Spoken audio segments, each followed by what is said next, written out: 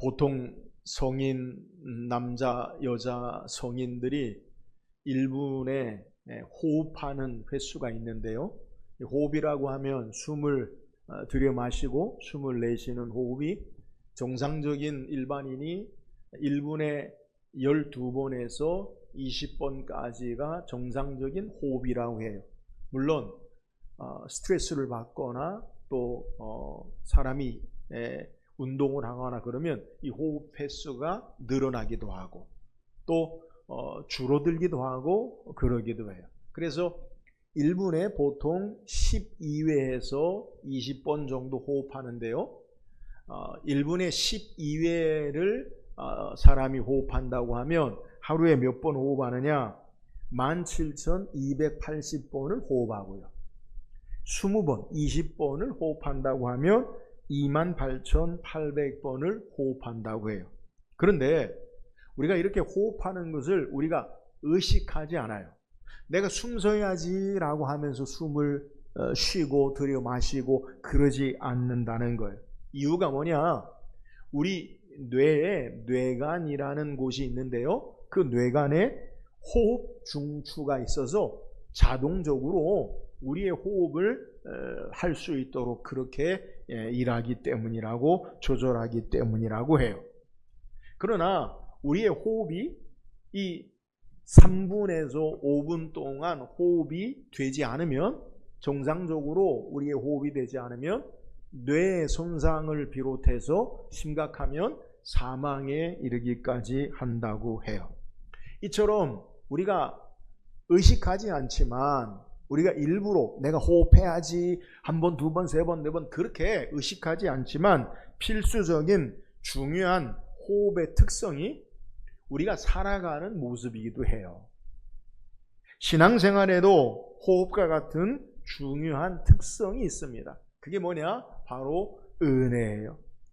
영국의 청교도 신학자이면서 목사님이신 존 오웬은 말하기를, 하나님의 은혜는 신자의 영혼에 있어서 숨과 같아서 순간이라도 멈추면 우리는 영적 사망에 이른다. 자, 하나님의 은혜가 바로 우리가 호흡하는 것과 같다. 그래서 이 은혜가 멈추면 우리는 사망에 이르는 자가 된다라고 이야기해요. 여러분, 은혜가 무엇입니까? 받을 자격이 없는 자에게 거저 베푸시는 호의나 친절, 선물을 은혜라고 해요. 그러니까 우리 편에서 무엇을 자격이 있어서 주시는 것이 아니라 일방적인 하나님께서 우리에게 베푸시는 호의나 친절, 선물, 그것이 우리의 삶을 살게 한다라는 거예요. 신앙생활의 모습은 한마디로 은혜라고 그렇게 정의할 수 있지요. 우리는 예수 믿고 구원받은 것, 우리의 자격이 있어서 구원받은 게 아니라 은혜로 구원받고, 우리의 신앙의 삶을 살게 하는 것, 하나님이 은혜로 우리의 삶을 주장하시기 때문에 우리의 삶이 사는 것이요. 또 마지막, 하나님 나라에 은혜로 들어가는 것을 우리는 잘 알아요.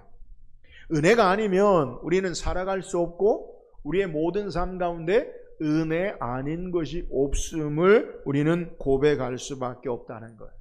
그래서 우리는요, 하나님의 은혜로 말미암아 사라지는데, 특별히 우리의 삶의 모습 가운데 어려운 일이나 또 힘든 일을 만날 때 더욱더 하나님의 은혜를 우리가 필요로 해요. 이런 성도의 신앙의 삶에 있어서 필수 불가결한 은혜를 경험하며 신앙하는 모습을 오늘 성경이 우리에게 증거하고 있어요. 신앙의 인물 가운데 하나님의 은혜를 가장 크게, 성경의 내용 가운데 가장 크게 받은 인물을 소개하라고 한다면 그건 다윗이에요. 왜요? 다윗은 하나님께서 너와 내 집을 영원토록 보존하니라, 하나님이 축복하셨어요. 목사님, 솔로몬 있잖아요. 전에도 없고 후에도 없고, 근데 이 솔로몬의 받은 은혜는 현세적인 은혜고요, 다윗의 은혜는요 영원한 은혜예요. 그래서 가장 큰 은혜를 받은 사람을 소개하라고 한다면 다윗이라고 말할 수 있어요. 오늘 다윗이 어떻게 하나님의 은혜 가운데 그가 살아갈 수 있었는지 말씀을 묵상하고 다윗처럼 하나님의 은혜를 간증하고 경험하며 고백하는 저와 여러분 되기를 주의 이름으로 축원합니다. 오늘 함께 읽은 시편 56편은 다윗이 이스라엘의 왕이 되기 전에 사울 왕에게 쫓겼어. 그의 창을 피하여 쫓겨서 그가 블레셋 가드 왕 아기스 앞에 피하여서 쫓겨날 때에 지은 시를 우리에게 성경이 소개해요. 절박함 그리고 죽음의 위협 가운데 어려움 가운데 하나님의 은혜를 경험하고 고백한 시가 오늘 우리가 읽은 시편 56편이라는 거예요. 우리가 1절 위에 작은 글씨의 내용을 읽지 않았는데요. 1절 위에 뭐라고 작은 글씨가 소개하냐면 다윗의 믹담시다. 이 믹담은요, 교훈이라는 말이에요. 다윗의 교훈시인데 뭘 교훈하느냐? 인도자를 따라 요낫, 엘림, 르호김에 맞춘 노래. 이 요낫, 엘렘, 르호김이라는 말이 어떤 말이냐? 이 말은 멀리 떨어져 있는 비둘기의 모습, 이걸 소개해요. 이 말의 의미가 뭐냐? 맹금류에 의해서 비둘기가 공격을 받을 때 비둘기가 소리도 내지 못하고 숨어서 멀리 도망하는 모습, 이걸 소개하는 거예요. 그러니까 지금 다윗이 이 시편 56편을 지은 그 환경이 어떤 모습이냐? 마치 맹금류가 독수리나 솔개나 그런 것들이 비둘기를 사냥하기 위해서 막 날아올 때 멀리 도망하여 숨소리도 내지 못하고 숨어있는 모습, 이걸 소개한다는 거예요. 그래서 그 작은 글씨 마지막에 뭐라고 소개하냐면 다윗의 기도에서 블레셋인에게 잡힌 때에, 지금 다윗이 어떤 상황이라고요? 블레셋인에게 잡혀있는 때다라고 소개해요. 성경학자들은 이 시편 56편의 배경을요, 사무엘상 21장으로 소개해요. 사무엘상 21장의 내용이 뭐냐? 다윗이 사울의 칼에 창을 피하여 높 땅에 있는 제사장 아히멜렉에게 피하여요. 그래서 그 소년들과 함께 우리에게 먹을 것을 주세요. 먹을 것이 없다. 진설병밖에 없다. 그래서 진설병을 먹고요, 무기를 달라고 하니까 다윗이 전에 골리앗 장군을 무찌를 때에 죽였던 골리앗의 칼을 줘요. 그리고 그 칼을 가지고 다윗이 어디로 피신하느냐? 블레셋 가드 왕 아기스에게 피신해요. 아이러니컬하게 다윗은 이스라엘의 장수였는데, 근데 그 몸을 이스라엘의 그 몸 한 몸을 피할 곳이 없어서 어디로 가느냐? 원수의 블레셋 나라의 가드 왕 아기스 앞에 피한다는 거예요. 이 다윗이 망명하는 거죠. 피한 거죠. 근데 문제가 생겼어요. 이 블레셋 가드 왕 아기스의 신하들이 말하기를 이스라엘 사람들이 뭐라고 이야기하냐? 다윗에 대해서 사울이 죽인 자는 천천히요, 다윗이 죽인 자는 만만이라 한다. 그러면 이 다윗을 우리가 어떻게 해야 됩니까? 우리의 대적 나라인 이스라엘에, 그리고 장수로서 우리에게 왔는데 그를 내버려 둬야 됩니까? 이 다윗을 해하려는 의견이 분분해요. 여기에 다윗이 어떻게 하느냐? 침을 흘리며 미친 척해요.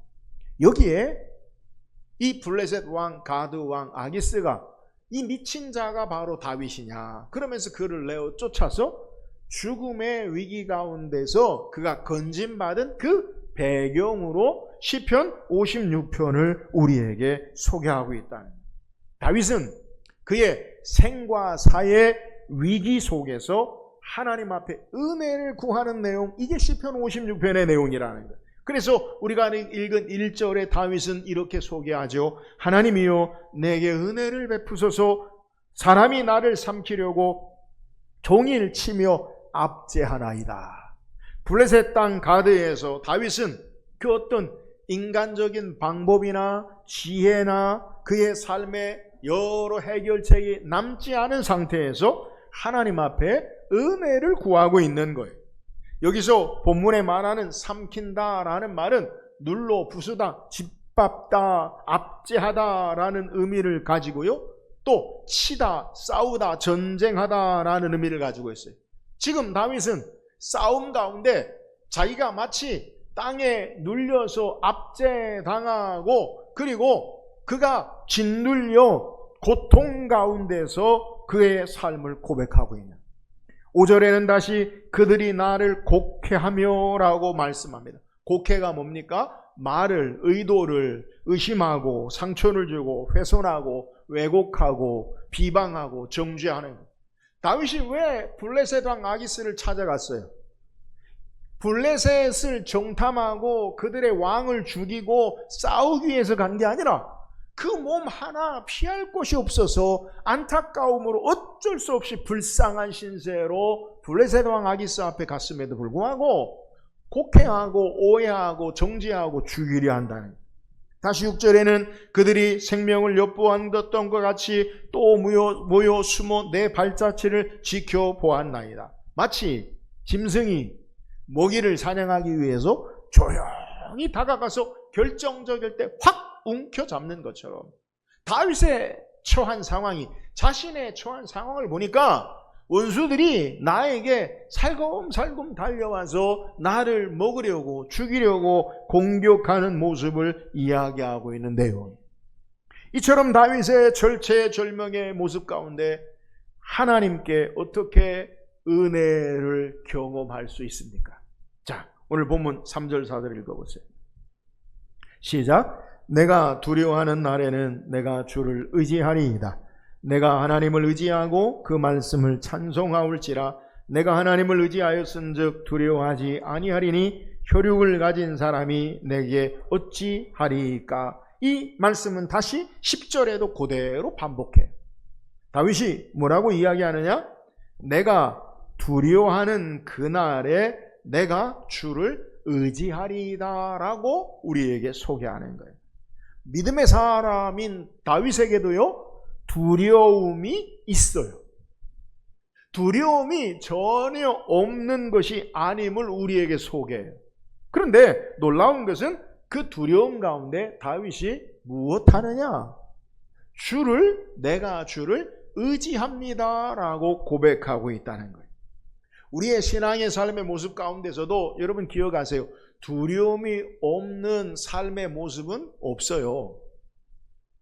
아무리 우리가 믿음 생활을 잘해도 신앙 생활을 잘해도 우리에게 여러 환경이나 사람의 관계나 조건 속에서 우리를 두려워하는 일들이 우리에게 찾아온다는 거예요. 근데 오늘 본문에 보면 다윗에게 두려움이 있을 때 어떻게 하느냐? 두려움을 붙잡지 아니하고 다윗이 뭐를 해요? 내가 주를 의지하는 것을 선택함을 우리에게 소개하는 거예요. 여러분 신앙의 중요한 내용이에요. 여러분 우리에게도 여러 가지 우리를 두렵게 하고 어려운 우리를 무섭게 하는 삶의 문제가 우리에게 온다는 거예요. 근데 문제는 그 두려움이 올 때 두려움을 붙잡으면 두려워져요. 그러나 두려움을 붙잡는 게 아니라 내가 주를 의지하리이다. 하나님을 의지하는 것을 선택한다는 거예요. 오늘 하나님을 의지하는 것이 어떤 것이냐? 오늘 성경에 의지한다는 표현은 든든한 성벽에 몸을 맡기는 것, 안전한 피난처에 몸을 맡기는 것을 의지한다는 것. 그러니까 내게 두려운 일이 있을 때 내가 어떻게 하느냐? 하나님이 나의 든든한 성벽, 하나님이 나의 피난처 되심을, 나의 안전과 평안을 하나님께 의탁하는 거예요. 두려운 일이 있을 때 두려운 것을 붙잡는 게 아니라 하나님 앞에 내 안전과 평안과 내 삶을 맡겨드리는 모습을 우리에게 소개한다는 거예요. 그러면 구체적으로 그게 뭡니까? 우리가 하나님께 의탁하는 게 뭐냐는 거예요. 하나님께 자신을 의탁하는 것이 구체적으로 무엇이냐? 4절에 보면 뭐라고 소개하냐면 내가 하나님을 의지하고 그 말씀을 찬송하올지라. 자, 하나님을 의지하는 것과 하나님을 찬송하올지라가 동격이. 하나님을 의지하는 구체적인 모습이 뭐냐? 내가 하나님을 찬송하올지라. 여기서 말하는 찬송한다는 말은 우리가 이렇게 찬양대로 우리가 부르는 찬양의 찬송을 말하는 게 아니라 하나님을 높이고 하나님의 신실한 약속의 말씀을 신뢰하고 그 언약의 말씀을 참됨을 선포하고 고백하는 것을 우리에게 소개하는. 다시 두려운 일이 우리에게 있을 때 두려움을 붙잡는 게 아니라 하나님의 말씀을 찬송하고 하나님 말씀을 높이고 그 말씀을 고백하고 선포하고 말씀을 붙잡는 것이 바로 하나님을 의지하는 모습임을 우리에게 소개하는 거예요. 보이는 환경이나 사람이 아니라 하나님의 말씀을 붙잡는 것, 이것을 하나님을 의지하는 것, 하나님을 찬송하는 것을 우리에게 소개하고 있는데요. 다윗이 그의 삶 가운데 실제 경험한 그의 삶의 신앙의 고백이. 여러분, 우리는 다윗을 생각할 때 대표적인 다윗의 이야기 가운데 누구나 기억하는 이야기가 있는데 그것은 다윗과 골리앗의 싸움이에요. 여러분, 다윗과 골리앗의 싸움, 오늘날도 관용적으로 우리가 표현해요. 다윗과 골리앗의 싸움이다. 여러분, 이 의미가 뭐예요? 누가 이긴다는 거예요? 일반적으로 우리가 이야기할 때 다윗과 골리앗의 싸움이다라고 일반적으로 말할 때 누가 이긴다는 거예요? 골리앗이 이긴다는 거예요. 우리는 신앙적으로 보니까 다윗이 이깁니다 이렇게 이야기하지만 세상의 관용적으로 다윗과 골리앗의 싸움이다라고 이야기하면 골리앗이 이긴다는 거예요. 누가 봐도 실제적으로 골리앗은 거인이요 용사고 다윗은 소년이기 때문에 누가 봐도 그 현장에 보면 백전백패, 골리앗이 이긴다는 거예요. 여러분, 골리앗이 어떻게 다윗에게 나갑니까? 그런데 성경의 내용을 보면 다윗이 고백하는 내용을 주의 깊게 우리는 봐야 돼요. 사무엘상 17장 45절에 보면 다윗이 블레셋 사람에게 이르되 너는 칼과 창과 단창으로 내게 나아오니와 나는 만군의 여호와의 이름 곧 내가 모욕하는 이스라엘의 군대 하나님의 이름으로 내게 나아가노라. 여러분, 골리앗이 어떻게 나와요? 칼과 창과 단창으로 내게 나온다. 여러분, 있는 모습 그대로예요. 거인 골리앗이 완전 무장을 하고 다윗에게 맞서 있는 거예요. 누가 봐도 세상 사람들은 골리앗이 이긴다라는 그 환경을 그대로 보여주는 거예요. 여러분, 골리앗 앞에 다 두려워요. 누구도 그 앞에 나가지 못했어요. 근데 다윗은 뭐라고 고백하느냐? 너는 칼과 창과 단창으로 내게 나아오거니와 나는 내가 모욕하는 만군의 여호와 이스라엘의 하나님의 이름으로 내게 나아가노라. 여러분, 다윗이 본 게 뭐예요? 골리앗의 위용의 두려움을 본 게 아니라 하나님의 말씀과 하나님을 바라보고 골리앗에게 나아간 거예요. 두려움으로 붙잡지 아니하고 하나님께 자신을 의탁하고 하나님의 말씀을 기억해요. 하나님은 만군의 군대 하나님 여호와다. 하나님은 이스라엘의 하나님이다. 이방의 하나님을 섬기지 않는 자가 우리를 해할 수 없다. 나는 하나님의 이름으로 하나님으로 신뢰하고 나아간다. 누가 이깁니까? 골리앗이 이기는 게 아니라 다윗이 이기지요. 여러분, 두려움으로 상황을 바라보고 두려움을 선택하는 게 아니라 하나님을 의지하고 하나님 말씀을 부여잡고 나아간 다윗의 승리의 모습을 우리에게 소개하는 거예요. 오늘 성경에 다윗이 어떻게 하나님의 은혜를 경험하느냐? 두려움을 붙잡지 아니하고요, 하나님을 선택해요. 하나님의 말씀을 부여잡고 하나님을 의지하는 것을 선택함으로 하나님의 은혜의 역사를 경험하는 것을 우리에게 소개하는 거예요. 여러분, 제가 좋아하는 말 가운데 성경적인 말인데, 신앙인에게는 고난의 이야기가 끝이 아니라, 예수 믿고 신앙하는 저와 여러분에게는 고난의 이야기가 끝이 아니라는 거예요. 얼마나 성경적이에요? 욥을 보세요. 욥이 고난을 당하지요. 고난 가운데 망했다. 그러면 우리는 실망하고 절망하고 낙심할 수 있어요. 근데 욥의 결말이 뭐예요? 욥의 결말이 뭐예요? 갑절의 은혜를 받아요. 여러분, 우리의 신앙의 결말이 뭡니까? 성경은 분명하게 소개합니다. 계시록에 우리를 하나님 보좌에 금관을 쓰고 그리고 하나님과 더불어 왕노릇하는 삶의 모습, 이것이 우리의 결말이에요. 고난당하고 망하고 끝장나는 삶이 아니라 우리의 결말은 해피엔딩, 축복의 삶의 모습으로 하나님께서 이끄심을 우리에게 소개. 왜요? 하나님의 말씀이 그렇게 우리에게 약속하고 계시기 때문에 우리는 그 약속의 말씀을 따라 우리의 결말을 복된 결말로, 영광스러운 결말로 믿음으로 바라보고 사는 자들이 되어짐을 우리에게 소개하는 거예요. 사랑하는 여러분, 우리가 이 땅을 어떻게 살아야 합니까?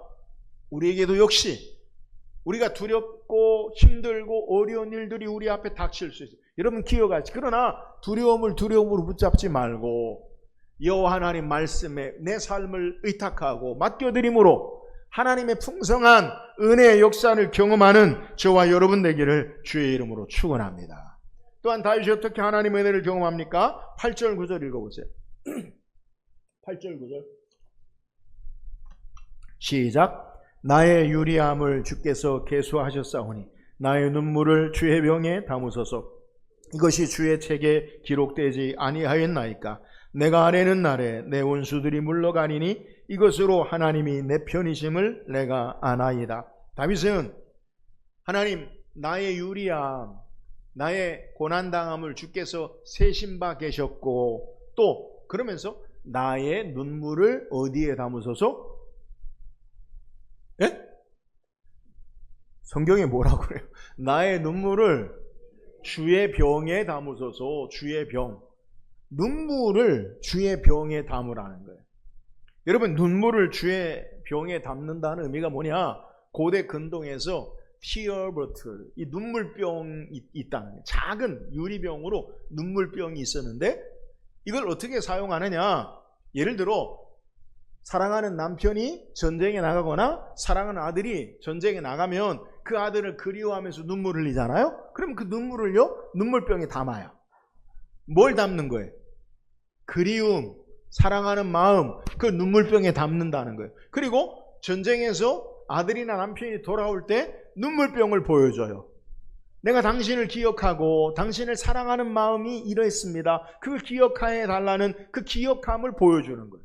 또 장례식에 사랑하는 사람을 떠나보내고 눈물을 눈물병에 담아요. 그러면서 그 돌아가신 분에 대한 사랑과 존경의 마음을 함께 담아 관에 장례를 치렀다고 해요. 여러분 이게 바로 눈물병이에요. 눈물병. 오늘 성경에 다윗이 뭐라고 이야기하냐면 나의 눈물을 어디에 담아요? 내 병이 아니라 주의 병에 담아요. 누가 기억하는 거예요? 하나님이 내 눈물을 주께서 기억하신다. 내 눈물을 주께서 헤아리시고 계산하셔서 내 눈물을 주의 병에 담아 기록한 것, 그것을 기억해 주소서. 그래서 오늘 우리가 읽은 성경에도 주의 책에 기록되지 아니하였나이까. 내 아픔, 내 눈물, 내 힘듦을 주께서 기억한다는 거예요. 여러분 이렇게 눈물을 기억해 달라는 것이 무엇이냐? 다시 이것을 9절에 뭐라고 소개하냐면 내가 아뢰는 날에 내 원수들이 물러가니니 이것으로 하나님이 내 편이심을 내가 아나이다. 내가 아뢰는 날에, 아뢰다라는 말은 부르짖다라는 말이에요. 오늘 다윗이 고백하고 있는 내 눈물, 주의 눈물병을, 내 눈물을 주의 병에 담으소서라고 고백하는 게 뭐냐? 내가 하나님 앞에 기도한 것, 내가 하나님 앞에 부르짖은 것, 그 눈물을 주의 병에 담으시고 주께서 그것을 잊지 아니하시고 반드시 회복의 날에 영광으로, 위로와 영광으로 바꾸어 주세요라고 기도하고 있음을 우리에게 소개하는 거예요. 사랑하는 여러분 기억하세요.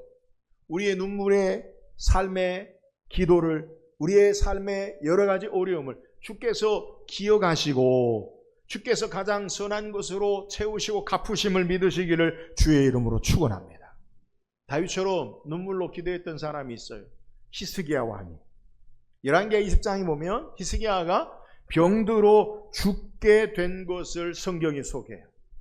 히스기야가 병들어 죽게 된 것을 하나님께서 선지자 이사야를 보내서 히스기야에게 말하게 해요. 뭐라고 이야기하냐면 여호와의 말씀이 너의 집을 정리하라. 내가 살고 죽지 못하리라. 누구의 말이요? 여호와의 말씀. 그러면 히스기야가 죽어야 돼요? 살아야 돼요?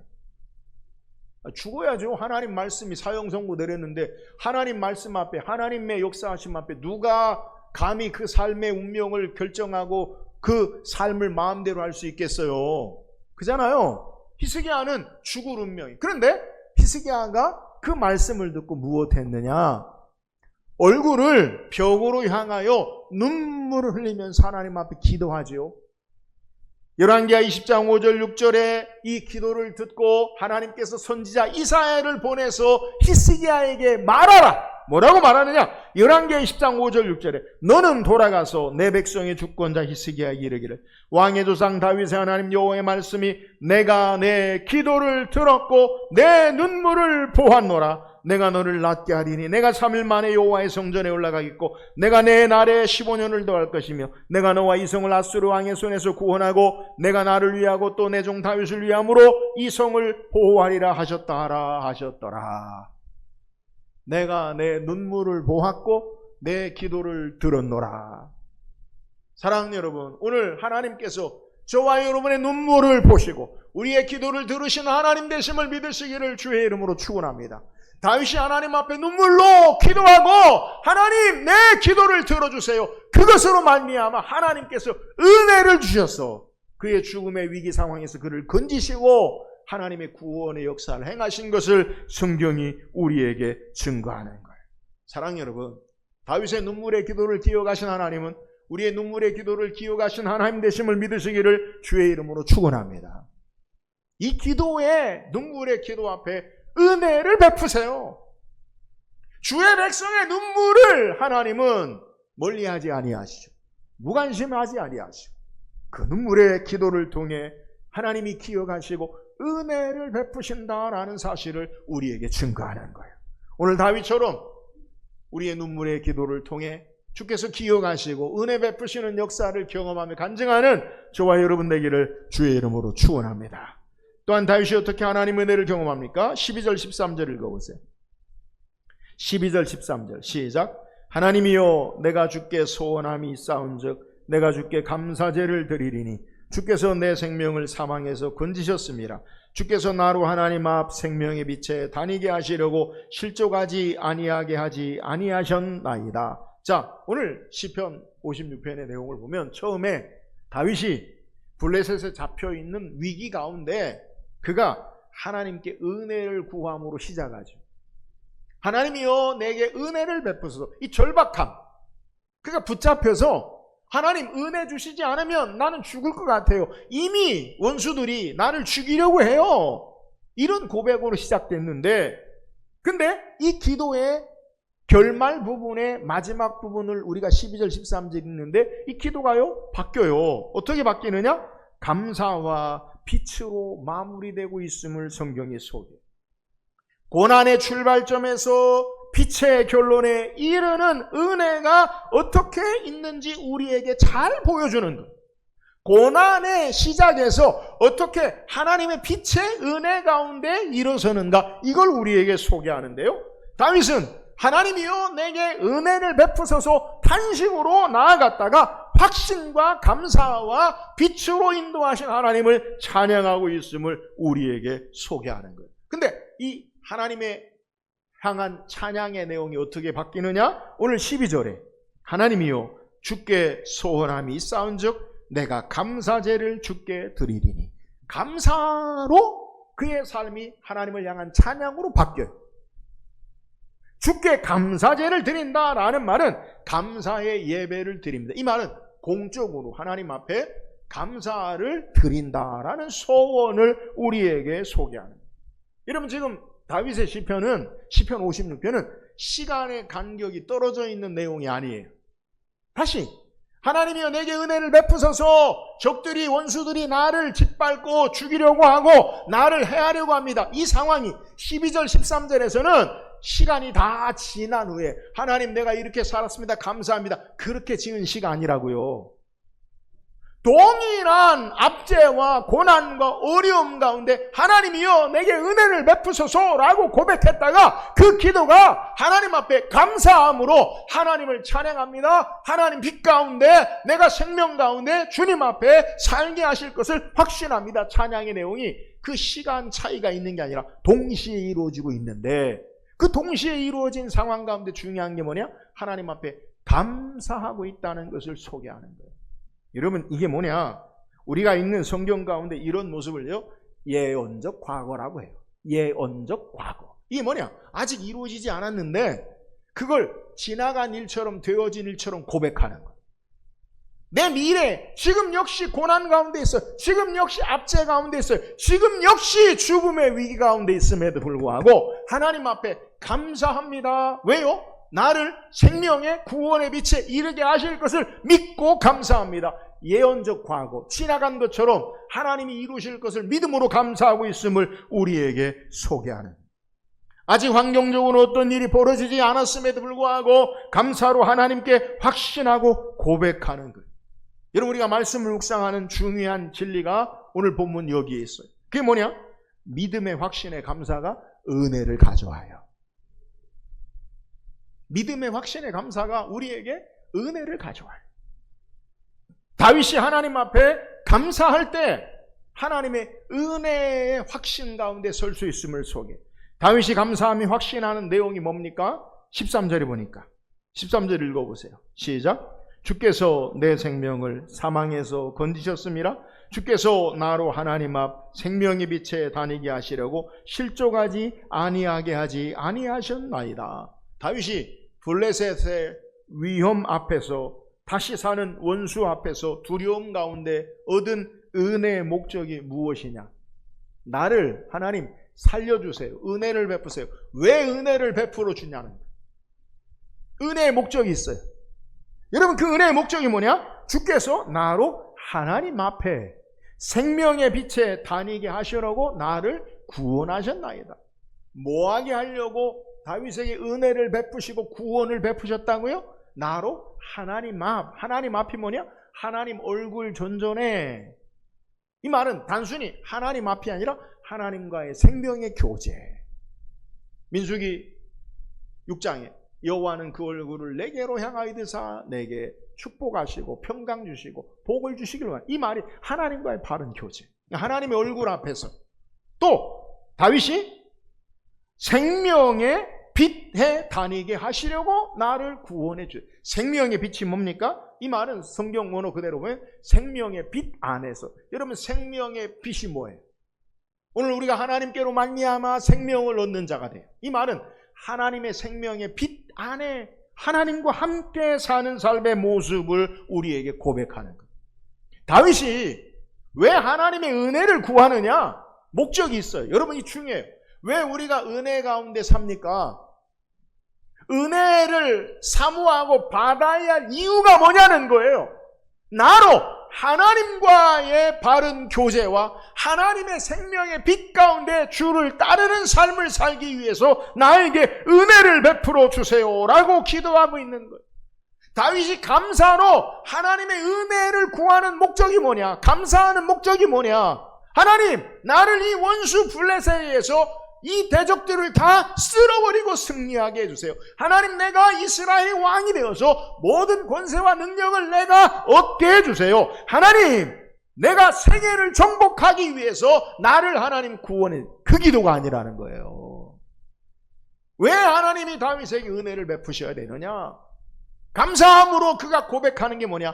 나로 하나님 앞 생명의 빛에 다니게 하시려고 나를 구원해 주소서.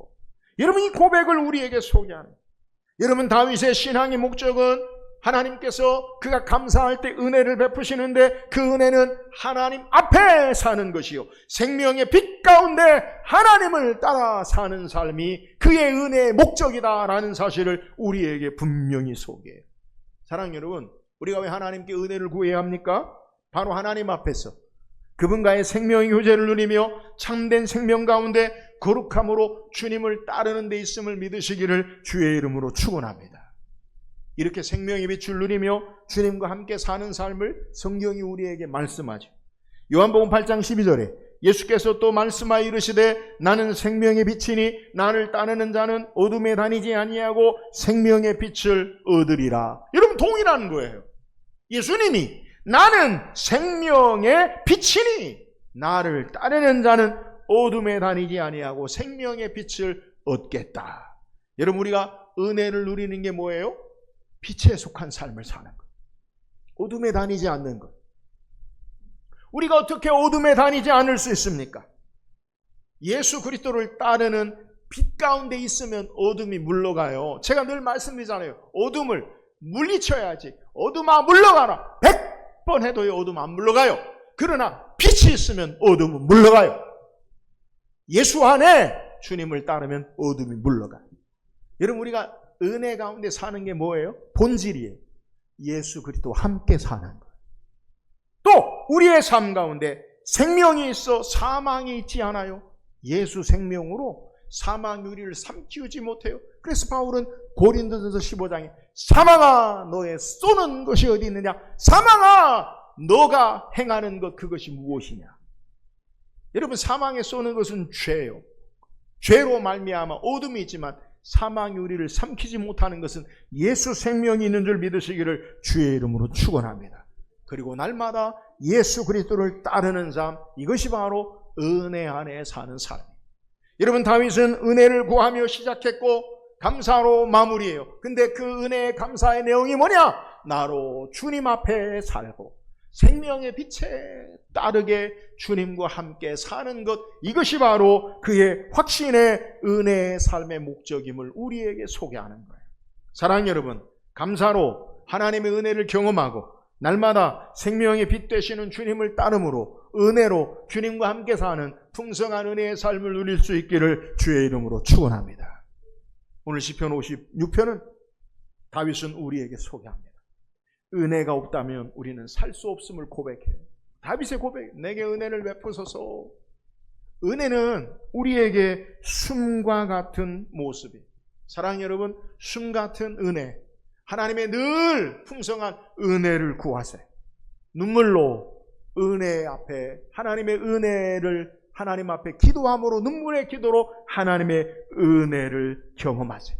감사로 은혜를 누리세요.